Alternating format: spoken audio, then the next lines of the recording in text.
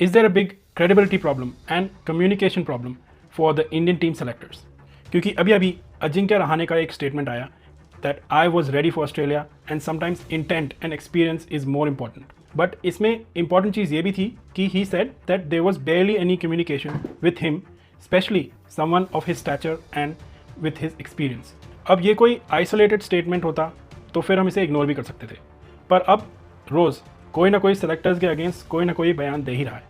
So let's take the case of Shami. Shami said कि उसके साथ कोई कम्युनिकेशन नहीं किया सेलेक्टर्स ने, that there was a fitness issue और fitness concerns for him to be selected for the West Indies tour और फॉर द ऑस्ट्रेलिया टूर. और करुण नायर का भी अब एक स्टेटमेंट आया है कि he should have been given more chances, क्योंकि अब डोमेस्टिक क्रिकेट में he has perform so much, उसके बावजूद उसको एक फेलियर के बाद ड्रॉप कर दिया गया.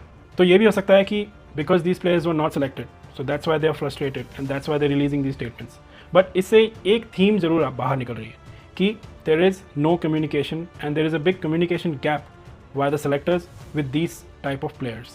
अजीत अगरकर और उनकी सिलेक्शन कमेटी प्लेयर्स के साथ कम्युनिकेट ही नहीं कर रहे हैं कि उनके क्या प्लान्स हैं और क्या रीजंस है ओमिशन के टीम में सेलेक्ट नहीं करने के.